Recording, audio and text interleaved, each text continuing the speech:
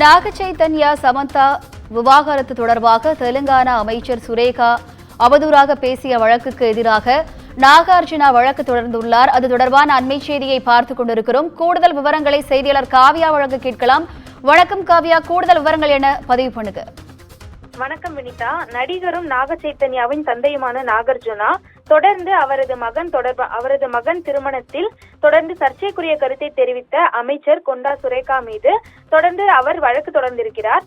முன்னதாக முன்னாள் முதலமைச்சரின் மகன் KT ராமாராவ் ஆசைக்கு இணங்க நாக சைத்தன்யாவின் குடும்பமே சமந்தாவை வற்புறுத்தியதால் அவர் விவாகரத்து பெற்றதாக சுரேகா குற்றம் சாட்டினார். தங்களது விவாகரத்து பரஸ்பர சம்மதத்துடன் நடைபெற்றதாக கூறி சமந்தா, நாக சைத்தன்யா ஆகிய இருவரும் அமைச்சருக்கு கண்டனம் தெரிவித்திருந்தனர். பெரும் அரசியல் புயலை கிளப்பியதால் சுரேகா மன்னிப்பு கோரியதும் குறிப்பிடத்தக்கது. இந்த நிலையில் எந்த விமர்சனத்தையும் ஏற்பவர் என நினைத்து அவதூறாக பேச வேண்டாம் என சிரஞ்சீவியும், அரசியலுக்காக பிரபலங்களை இழிவுபடுத்துவதா என ஜூனியர் NTRம் கண்டனங்களை தெரிவித்திருந்தனர். பொறுப்பான பதவியில் இருந்து கொண்டு ஆதாரமற்ற கீழ்த்தரமான விமர்சனங்களை வெளியிடுவதை பார்த்து கொண்டு அமைதியாக இருக்க முடியாது என நடிகை குஷ்புவும் அறிக்கை வெளியிட்டிருந்தார். தொடர்ந்து அல்லு அர்ஜுன், நானி உள்ளிட்ட பல்வேறு பிரபலங்கள் தங்களது கண்டனங்களை பதிவு செய்து வந்தனர்.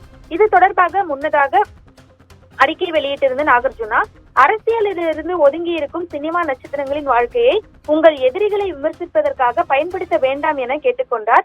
தயவு செய்து பிறரின் தனியுரிமையை மதிக்க கற்றுக்கொள்ள வேண்டும் எனவும், பொறுப்பான பதவியில் இருக்கும் ஒரு பெண்ணாக எங்கள் குடும்பத்திற்கு எதிரான வைத்த கருத்துக்களையும் குற்றச்சாட்டுகளையும் உடனடியாக திரும்ப பெறுமாறும் அவர் வலியுறுத்தினார். சமந்தா, நாக சைத்தன்யா இடையே என்னதான் நடந்தது என்பதை அவர்கள் இருவருமே கூறாமல் உள்ள நிலையில் இது போன்ற தேவையற்ற கருத்துக்கள் பரவி வருவதாகவும் அவர் கருத்து தெரிவித்திருந்தார்.